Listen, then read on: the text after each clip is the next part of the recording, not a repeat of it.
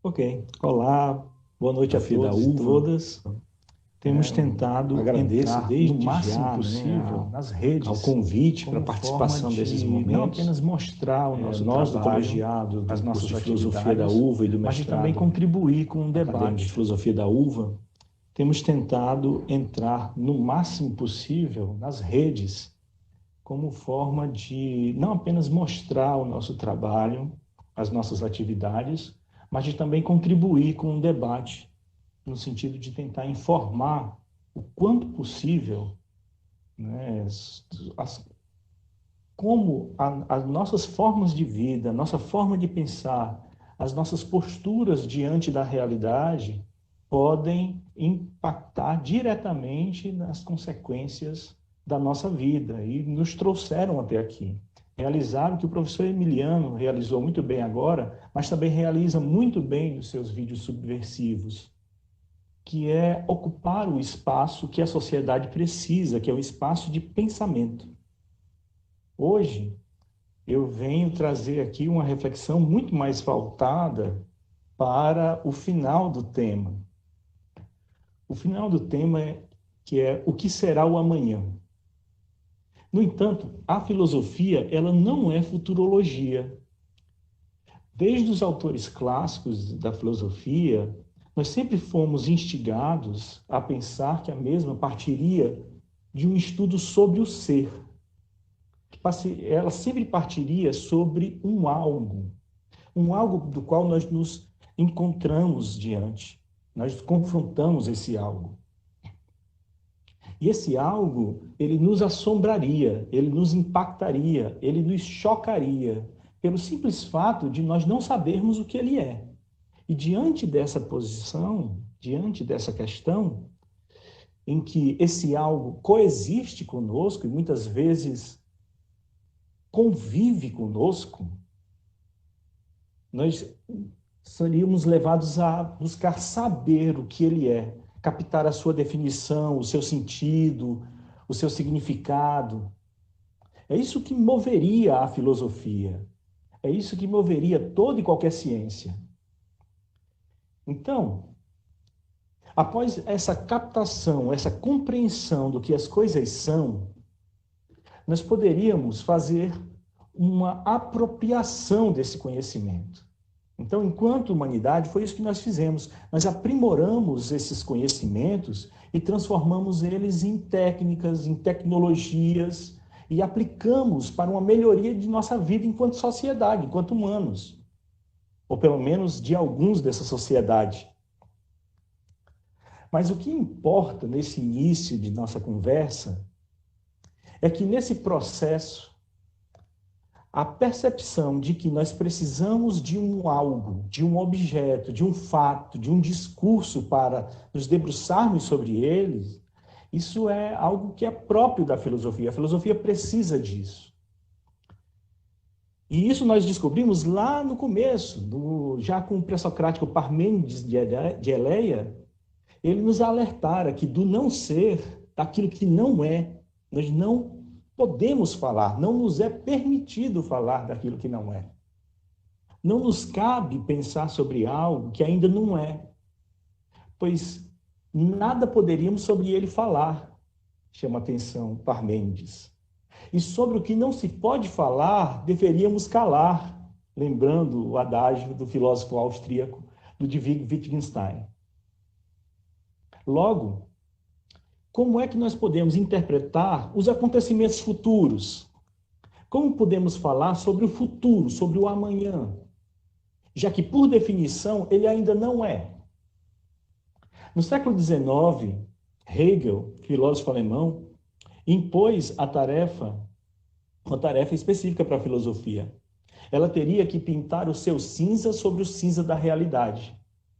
Hegel alegava que, assim como a coruja de Minerva, que só poderia levantar o seu voo ao entardecer, a análise filosófica somente poderia ser realizada sobre fatos, ou seja, sobre o que já aconteceu, o presente. Só que algo, quando acontece no presente, ao acontecer, já se torna imediatamente passado. E por isso, algo que pode ser lembrado, analisado, estudado. Por isso que nós precisamos de um objeto para pensar. Em um adendo de sua enciclopédia das ciências filosóficas, Hegel nos lembra o seguinte: o presente concreto é resultado do passado e está prenhe de futuro. Então, o nosso território de atuação na nossa discussão de hoje seriam o presente e o passado, pois o futuro não nos é acessível. O que nós temos acesso são dos elementos atuais de construção do futuro. Isso torna a nossa tarefa aqui um desafio ainda maior. Como pensar o mundo pós-Covid? Né? Nós faríamos aqui uma espécie de previsão. Nós tentaríamos prever eventos e suas consequências. Nesse sentido, realizaríamos algo muito complexo. No entanto, se nós pensarmos que, quando realizamos um raciocínio matemático, nós conseguimos prever resultados pelo conhecimento que nós adquirimos, por exemplo, quando nós somamos 2 mais 3, automaticamente, quando você sabe que 2 significa 2 unidades e 3 unidades, você é capaz, através da sua inteligência, de prever um resultado. Antes que eu diga, você calcula, porque foram lhe fornecidos dados que lhe possibilitam estruturar uma resposta. Nesse caso, nós vamos propor isso, eu proponho isso hoje, né? Que nós realizemos uma adição simples, cientes do que sabemos em relação ao nosso passado e o que estamos fazendo no nosso presente, vamos tentar vislumbrar ou calcular um resultado de futuro. Para tal, eu vou me valer de uma estrutura kantiana. Em seus cursos de lógica, Immanuel Kant estabeleceu 3 grandes questões para a reflexão filosófica: o que posso saber, o que devo fazer e o que posso esperar. Para cada uma dessas questões, sabemos que Kant fez um livro: A Crítica da Razão Pura, A Crítica da Razão Prática e A Crítica da Faculdade de Julgar. Mas eu não estou citando para explicá-los, mas eu vou fazer uma analogia. Vou converter essas questões naquilo que me interessa na nossa conversa. Que é o quê? Na pergunta 1, nós vamos tentar responder o que sabemos sobre o nosso mundo. Na pergunta 2, vamos tentar saber como estamos lidando com a nossa situação atual. E na pergunta 3, que é a mais importante, o que esperamos colher em nosso futuro? Vamos a elas. O que sabemos de nossa condição social? Nós sabemos que o nosso processo civilizatório tem como pressuposto que o homem é um animal social, que ele constituiu um contrato social, no qual, em nome da preservação de direitos inalienáveis à nossa existência, nós vamos nos submeter ao cumprimento de certos deveres. Nós assumiríamos responsabilidades para com os outros, primando pelo reconhecimento de nossa condição humana. Esse sistema de viés político e formativo assumiu o castigo corretivo como forma de nos ressocializar quando quebrássemos alguma cláusula desse contrato. No entanto, essa estrutura encontrou muitas dificuldades, como sabemos, de implementação. E ao propor uma igualdade de direitos e deveres, estabelecendo um ideal de cidadania e de justiça social, não poderia conter dentro de si privilégios entre os concidadãos, pois correria o risco de, ao elevar o nível de direitos de uns, causar impacto em detrimento do direito dos outros, que deveriam manter seu compromisso com os deveres assumidos no contrato, ainda que fossem prejudicados. Assim, nós sabemos dessa história. Nós tornamos comum, normal e ordinário a existência de grupos sociais privilegiados e grupos sociais marginalizados, cuja marginalização se impunha como necessária para a preservação dos privilégios dos primeiros. E, devido a essa situação, nós sabemos o que nos levou a hoje estarmos nos perguntando: vidas importam? Vidas negras importam? Vidas indígenas importam? A vida feminina importa? A vida gay importa? A vida de crianças de rua importa? Como é que essa estrutura foi possível? Como chegamos até esse nível do ponto de vista social? Através de uma política. E aí nós temos que entender a dimensão política. O que sabemos de nossa condição política? Sabemos que o homem é um animal político, ou seja, que possibilita sua existência com acordos e ações em prol do comum. Que a essa condição política se torna um agente de construção do mundo. Constrói sociedade, constitui comunidade. Nós organizamos formas de participação política, várias formas de governo. Em nosso caso, optamos por uma democracia. Mas assim como ocorreu com o contrato social anteriormente mencionado, esse ideal de participação política fora apropriado por um grupo. Um grupo que exerceu o seu domínio ideológico e, através disso, exerceu um assalto. Ele usurpou o poder político da maioria. A política passou a ser um jogo privativo, no qual nem todos têm condição de participar. Primeiro, porque esse jogo exige estômago. Afinal de contas, nós fomos educados ou informados que a política é onde estão os jogos de poder. Que nesses jogos há a corrupção de valores. Que aqui reinam os debates ideológicos.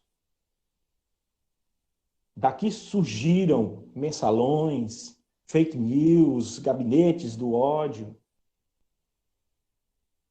Toma lá da cá de cargos públicos. Assim, tornamos comum, normal e ordinário tomá-la como uma condição quase mística para a maioria dos cidadãos, que a entenderam, a partir de então, como um assunto que não se discute, um lugar de ladrões, uma atividade corrupta por natureza, algo que somos obrigados a participar em dias específicos a cada biênio ou quadriênio, mas que não corresponde ao nosso cotidiano nos demais dias do ano. Nós passamos a receber informações diárias sobre os debates e sobre as ações políticas. Mas não nos identificamos como portadores ou criadores ou apoiadores de muitas delas. É o campo dos políticos. Como isso veio acontecer? Como desocupamos esse espaço tão necessário? Creio que se nós entendermos como o professor Emiliano expôs, a nossa dimensão econômica, isso pode ficar mais claro. Então, o que sabemos de nossa condição econômica? Sabemos que nossa capacidade de transformar os recursos por meio de nossas técnicas, de nossas artes, impacta diretamente na nossa qualidade de vida. Para esses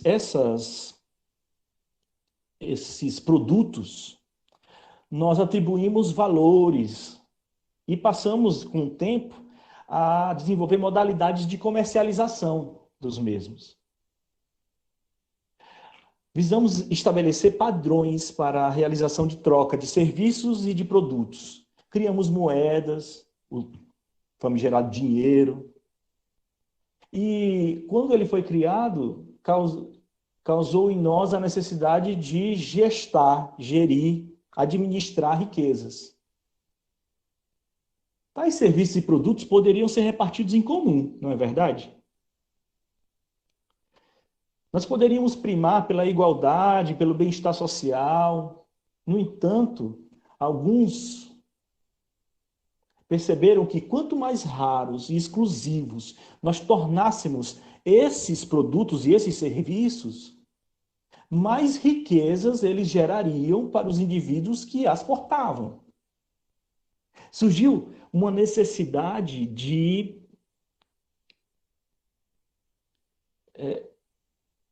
nos dar posses, lucros. Nós criamos um afã por isso, um fetiche. Inúmeras estruturas econômicas foram aplicadas às sociedades. Atualmente, nós somos regidos pelo que nós convencionamos chamar de capitalismo neoliberal, certo? Ele possui, inclusive, uma entidade, que é o seu sujeito beneficiado, que se chama mercado, o Deus mercado. Segundo o sociólogo Emil Sader, isso foi consolidado por um sistema de venda e compra de mercadorias. Tudo se tornou mercadoria, já denunciaram Marx, como o professor Emiliano já nos mostrou. A necessidade de afrouxar normas e regulamentações nos âmbitos sociais e políticos se fez necessária para saciar o nosso afã por posse. Argumentou-se que as amarras desses âmbitos sociais e políticos e as suas regulamentações impediam o nosso crescimento econômico. O grupo beneficiado, então, que nós passamos a chamar de industriais, empresários, investidores, argumentava que se nós partíssemos para um sistema igualitário, nós frearíamos a capacidade deles poderem possuir um capital de investimento. Por isso, nós privatizamos serviços que eram públicos. Nós abrimos os nossos mercados nacionais a uma economia mundial. Promovemos a diminuição do Estado. Em nome desse capital de investimento, nós diminuímos investimentos em políticas sociais. Porque nós teríamos que fortalecer o Deus mercado. Ainda que isso impusesse uma precariedade de vida, o que faria com que o outro lado da equação capitalista, que são os consumidores, os trabalhadores, fosse afetado. Essa desregulamentação ocasionou uma transferência dos capitais. Essa é a nova forma de nós falarmos das riquezas. Nós tiramos esses capitais ativos dos setores produtivos, que fornecem emprego, as empresas, indústrias, e passamos ao setor especulativo. Por quê? Porque esse era mais livre das amarras que nós mencionamos anteriormente. O setor financeiro poderia gerar mais lucros, mais liquidez desses lucros, com menos tributação.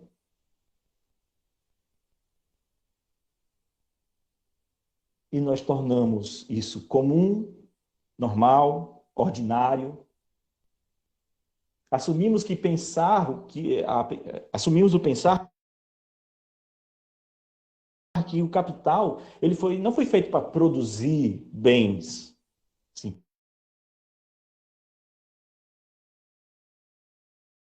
simplesmente, mas sim para acumular riquezas.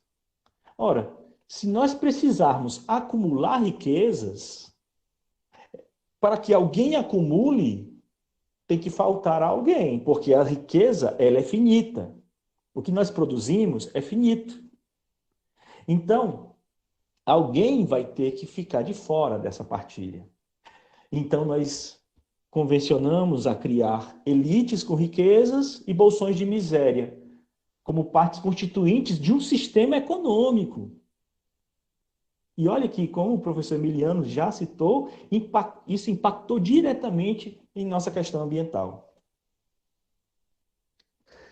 Mas para tudo isso acontecer, inclusive essa perversão da economia, nós tivemos que aceitar isso. Como é que nós aceitamos isso? Eu acho que está na hora da gente entrar no último ponto dessa primeira pergunta, que é o sistema educacional.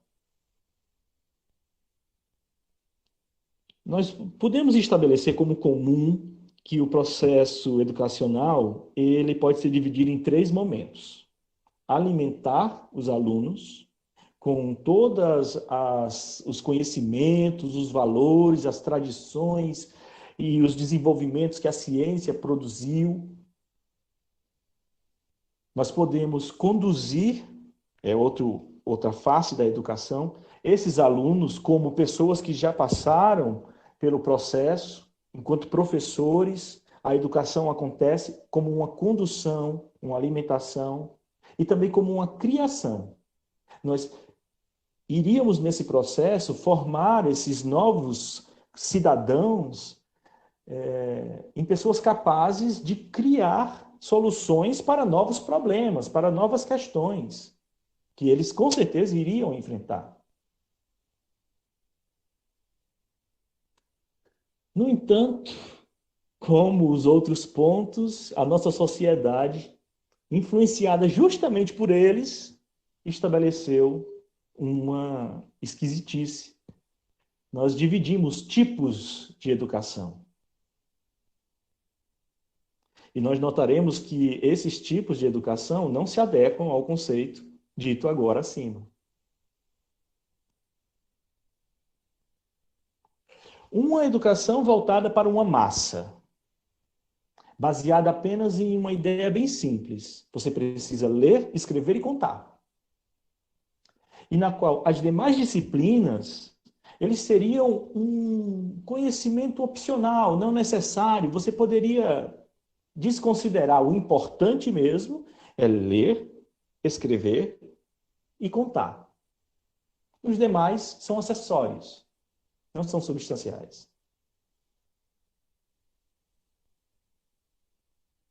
Uma outra educação foi voltada para uma determinada elite, para um determinado grupo. Nessa educação, também se objetivou ler, escrever e contar. No entanto, essa leitura tinha que ser compreensiva. Essa escrita tinha que ser clara, concisa, sintética. As habilidades desenvolvidas pelas outras áreas que, para o primeiro grupo, poderia ser acessória, são informadas como necessárias. Geografia, história, biologia, química, física, línguas. Elas são necessárias para que você almeje a sua posição normal na sociedade. Para esse primeiro grupo que nós citamos, o sistema educacional hoje está resumido à formalidade de um currículo. A aplicação e a viabilidade desse currículo, dessa nova base curricular comum, não parece importar tanto. O Estado ele faz o que pode para a implantação desse sistema que ele mesmo está gestando. Mas tranquilo, porque a esse grupo vai ser dada a possibilidade, caso ele não consiga seguir nesse processo, de realizar um curso profissionalizante, um curso técnico, um curso de auxiliar, ou trabalhos que não exijam tanto conhecimento escolar. Enquanto isso, ao outro grupo foi exigido o mesmo currículo.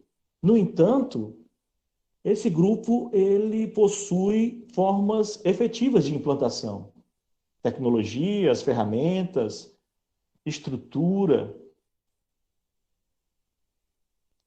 É claro, a eles caberá chegar ao ensino superior, seja público ou seja privado.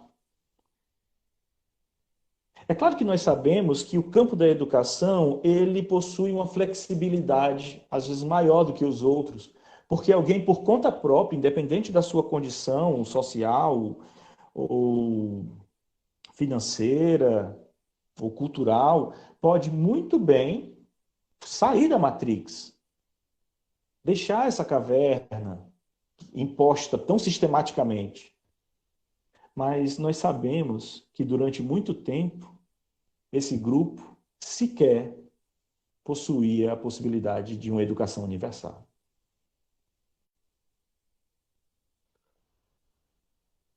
O caso é que nós tornamos, mais uma vez, comum, normal e ordinário dividir tipos de educação entre nós. Esses tipos de educação, elas seriam adequadas a determinadas classes sociais e econômicas. Para que fizeram isso? Ora, o Louis Althusser já denunciara que a escola poderia se tornar um mero aparato ideológico do Estado. E o que é que queria o Estado? O Michel Foucault tem uma sentença que é muito clara quanto a isso. O Estado quer corpos dóceis, adequados a aceitar o status quo. Tudo isso nós sabemos.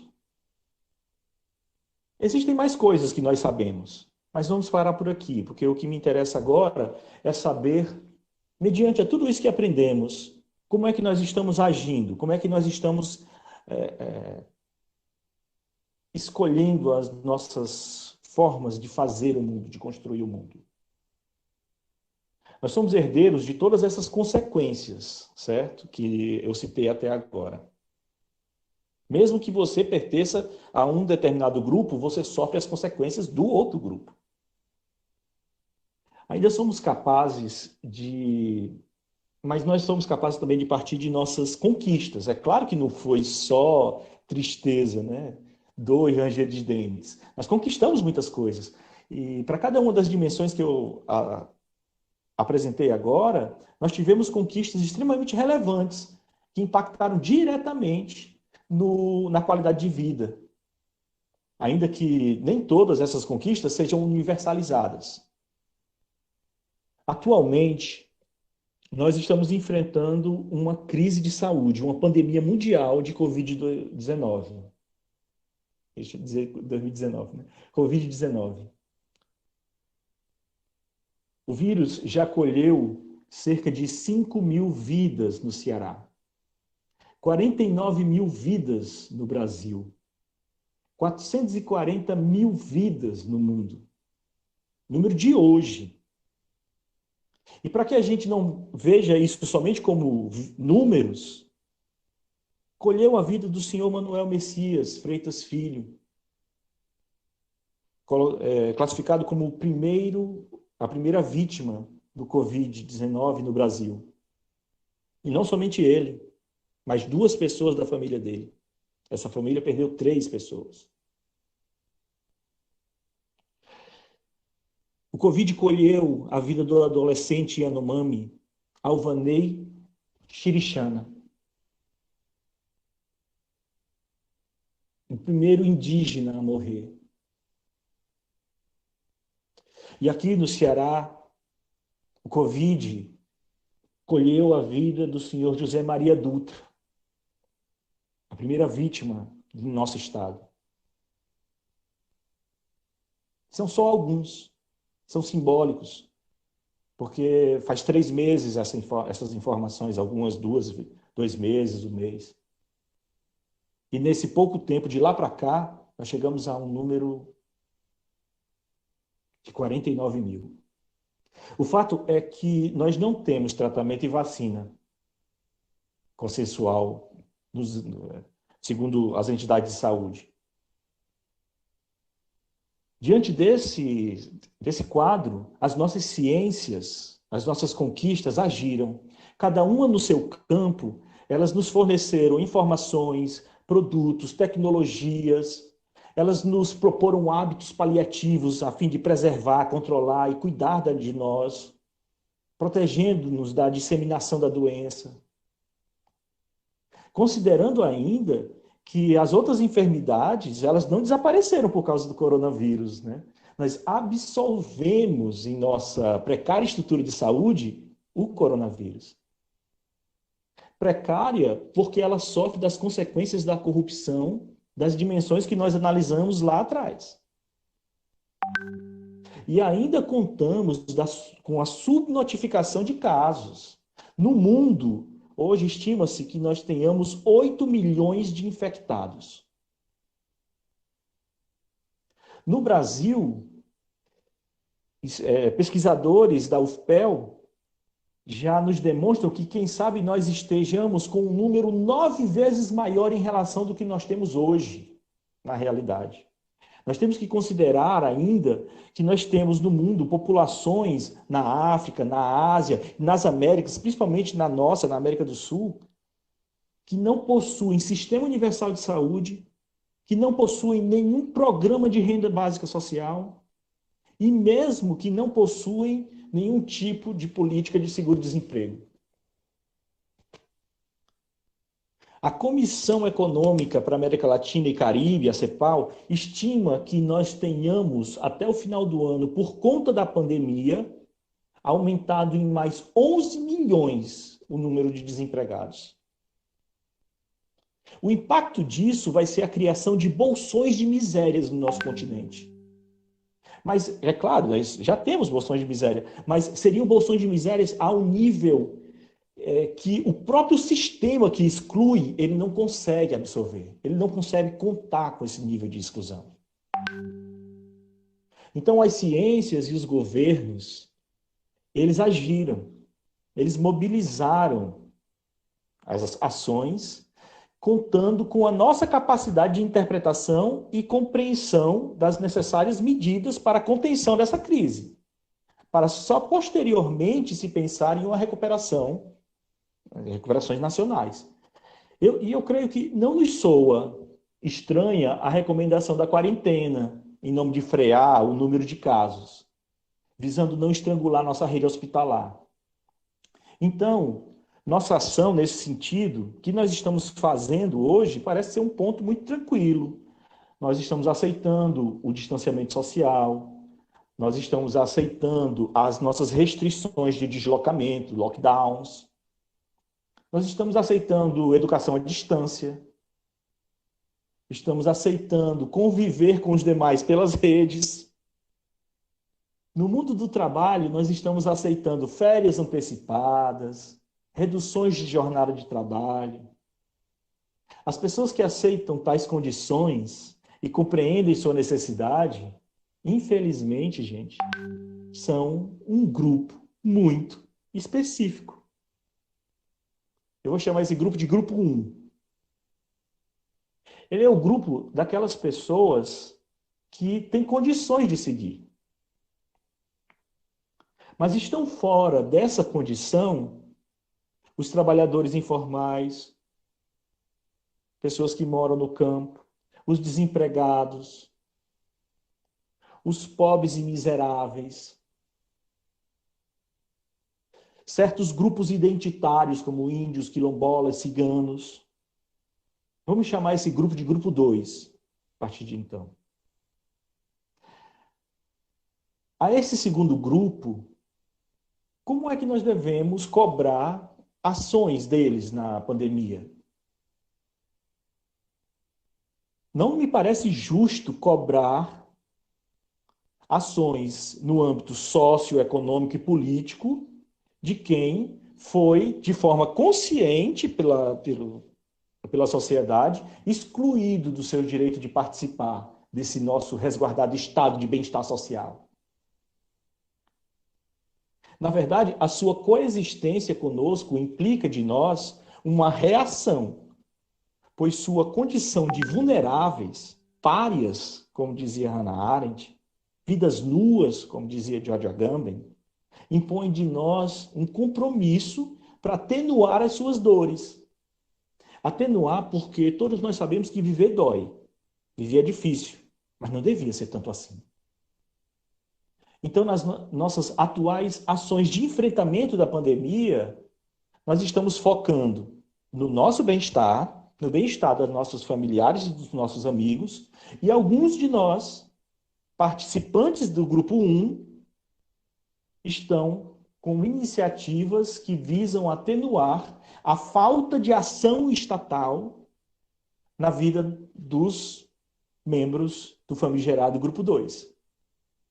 No entanto, os principais líderes mundiais e as instituições de controle econômico mundial, elas estão realizando algo nunca visto na história humana. A destinação de fundos públicos de socorro às populações. Montantes incríveis, 160 bilhões por parte do Banco Mundial, 200 bilhões em relação ao Brasil, né? Já se propôs 83, 200. Os Estados Unidos, 2 trilhões.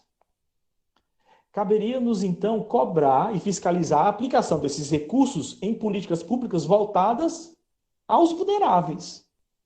Mas lembram de nossa condição social, política, econômica e educacional que eu mencionei anteriormente? Nós abrimos mão.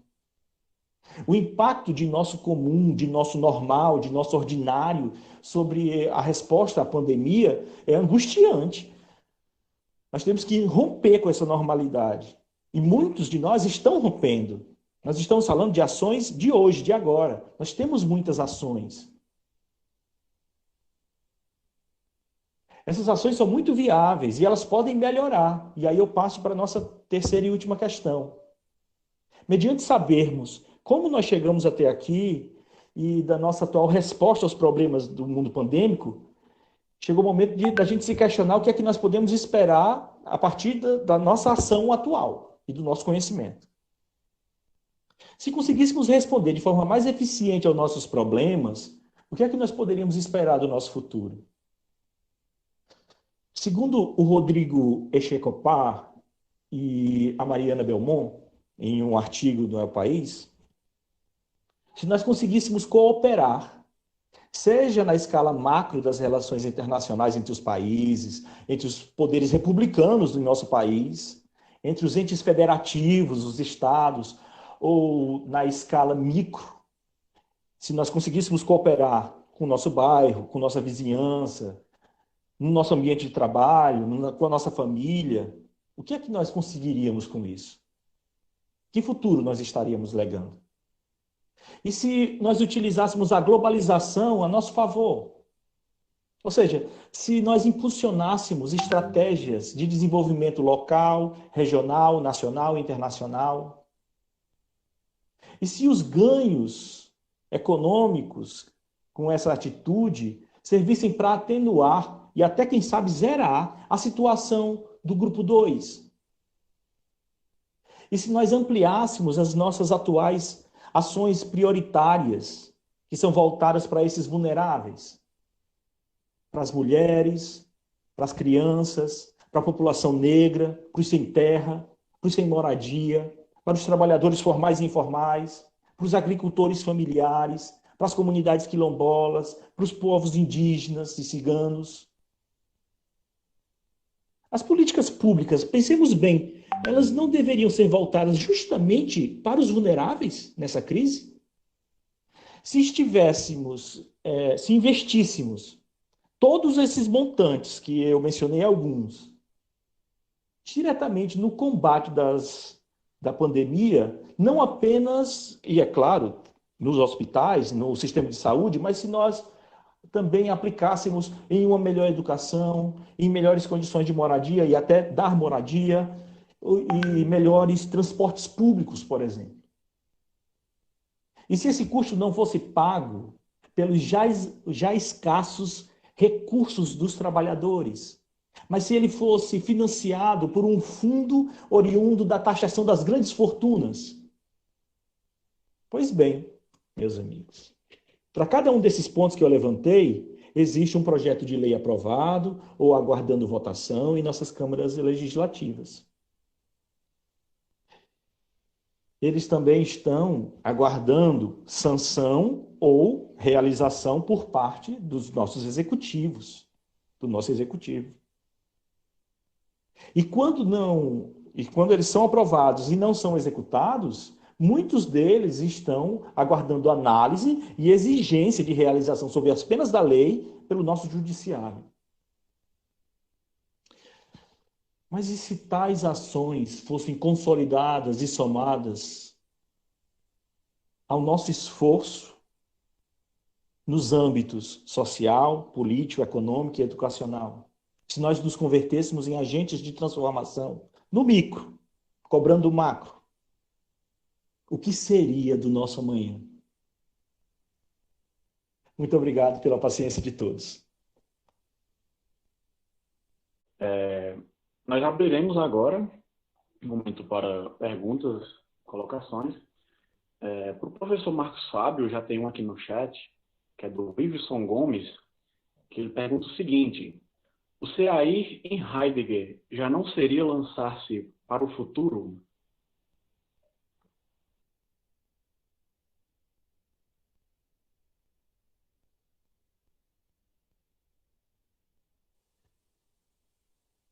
Nós vamos fazer blocos ou vai ser pergunta a pergunta, a que sobrar, a que vier? Eu já poderia responder ou aguardo o próximo? Eu já poderia responder. A gente vai fazer e quem sentir à vontade vai colocando aqui ao vivo, né? Falando ou escrevendo, que a gente vai anotando aqui, direcionando. Certo. Meu caro, quem perguntou foi o...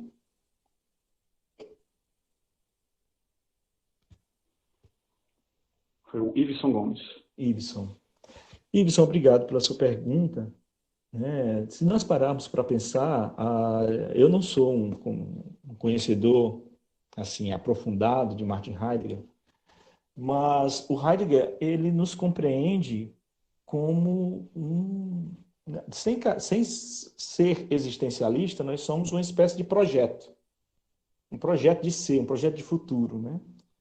Nós estamos constantemente sendo aí, tendo uma obrigação de nos impormos no mundo.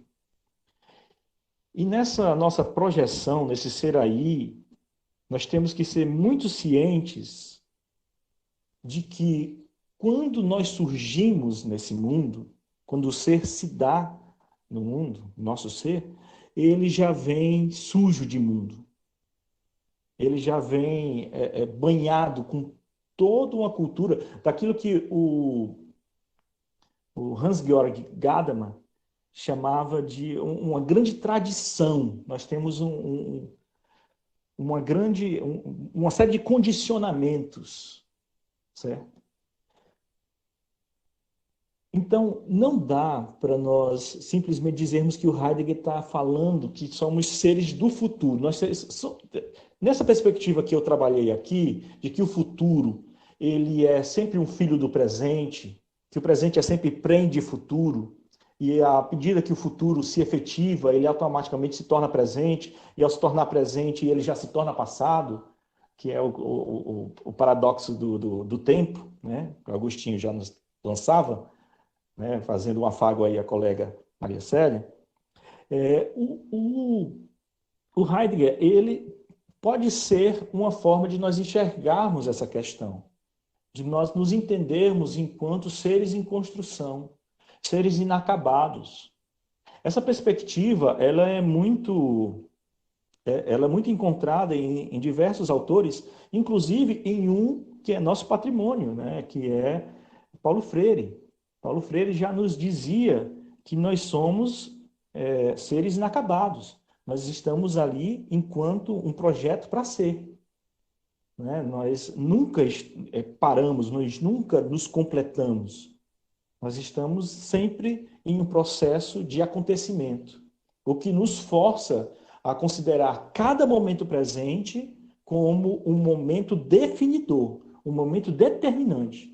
Então, quando eu falei na segunda questão sobre as nossas ações atuais, elas dizem muito a respeito de nós, porque nós já sabemos o que a tradição nos legou, nós já sabemos de onde viemos, já vimos nossos erros, temos nossas conquistas, e isso nos impõe que nós ajamos enquanto tais, enquanto pessoas que são conscientes disso. No entanto, quantas pessoas pararam para pensar sobre o que eu falei hoje? Na sua família, na minha família, no nosso entorno? Quantas pessoas têm ideia de que eles possuem essa dimensão heideggeriana? Então, eu não vou entrar tanto na filosofia do Heidegger, mas eu vou deixar essa questão, esse link aí para um debate, quem sabe, em próximas questões. Muito obrigado. Muito mais interessante, minha cara Milena, para lhe dar uma resposta, certo? Eu vou só me aventurar aqui, porque no final da minha apresentação, o terceiro ponto, todos os pontos que eu citei, eles são viáveis agora, dentro do sistema atual, né? Ou pelo menos dentro das estruturas políticas atuais. Claro que essas estruturas, elas não necessariamente dependem de um sistema econômico para atuar.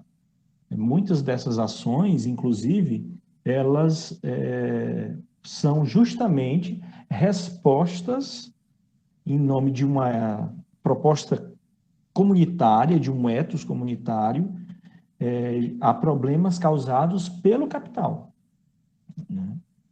É claro que quando nós pararmos para pensar sobre mudanças no sistema econômico, nós teremos que pensar que nós vamos combatê-la, nós vamos combater o bom combate com proposições e alterações, as quais possivelmente nós não conseguiremos vivenciar, nós não conseguiremos saborear, né? Nós vamos iniciar um processo, esse processo foi iniciado por muitos antes de nós, e essas ações destes chegaram até nós e nos contagiaram, e a ponto de você estar nessa noite de quinta-feira nos fazendo essa questão, expondo essa angústia de como é que nós poderemos agir. E quando você me faz a pergunta, eu suponho que você queira agir. E eu suponho que você já tenha debatido isso com outras pessoas. Então, quando nós vemos pessoas que são contagiantes em sua atuação política, certo? Como muitos, como Malala, como outros referenciais que surgem de tempos em tempos em relação à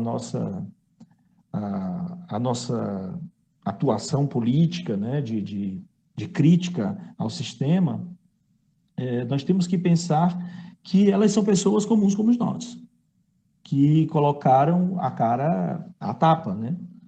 E eles iniciaram em um processo muito micro, que tomou dimensões até chegar ao nível macro. Estamos hoje aqui fazendo essa discussão, você levantou essa questão, eu fiz proposições, certo? Então, eu proponho, por exemplo, eu acompanho um colega, ele deve estar ouvindo aí, que é justamente o professor Matheus Uchoa. Em uma das postagens do Matheus, ele chamava a atenção que fazia mais de uma semana ou mais de 2 semanas que ele não usava dinheiro, que ele não comprou nada. O que faz com que a pandemia nos mostrou quanta coisa inútil nós adquirimos, que não são inúteis porque nós conseguimos viver sem.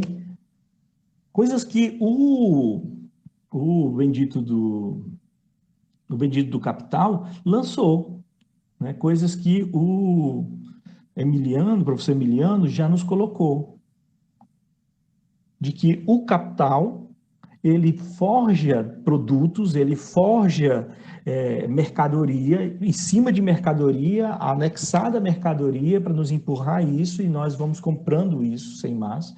E eu creio que a pandemia nos mostrou que, em uma perspectiva micro, nós podemos já mostrar para o sistema que nós não estamos de acordo com isso, que nós não estamos compactuando com isso. E nós vamos formar nossos filhos, e isso não é papo não é papo romântico, e eu vou encerrar por aqui. Isso não é romantismo.